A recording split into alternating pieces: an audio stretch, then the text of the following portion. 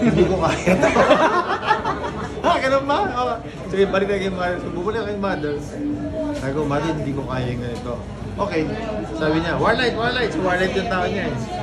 Kunin mo yung isang script. Kasi ayaw ni Gabi yung movie. William and Maricel yun. Sabi niya, sige, ano yan?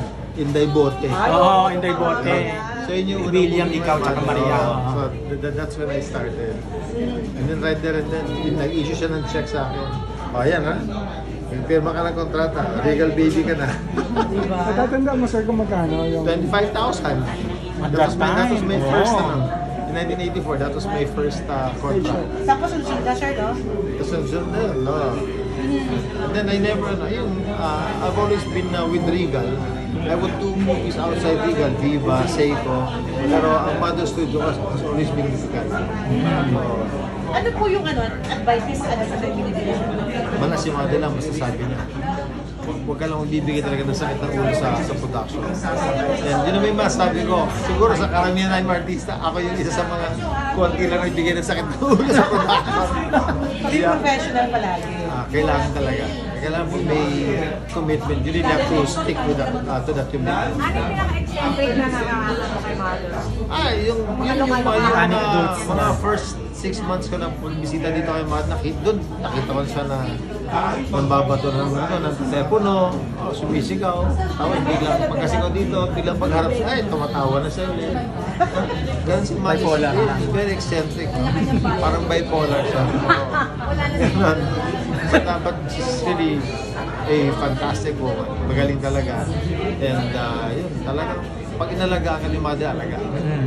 Nagkaroon ba kayong tampuhan noon, sir? Wala. Never kami nagkatampuhan ni Mother. So I'm very happy. What I can say is, I am not Richard Gomez without Mother. Chat talaga yung nag-develop sa akin na maging artista. Walang iba, siya lang talaga. At sure, napakalaki ka mo na siya siguro. Oo. Anong reaction mo nang malaman mo? Kasi it was very sad that namamatay lang ni Father, di ba? So after 1 week, yun ang narinig. It's very, very sad. So tinawagan mo si Lucy kagad. Si Mother, namatay. Yun nga, sabi niya, kita ka niya kagad sa news.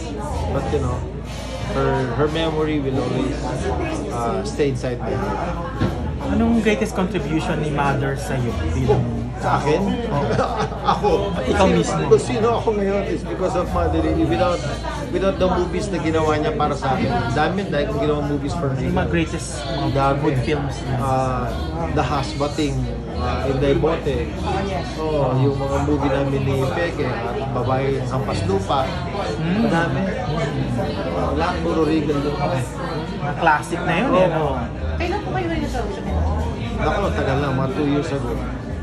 Medyo hindi na rin maganda yung condition niya at that time. She's always in her house. Hindi kanya binigyan ng bahay, papagawa? Hindi.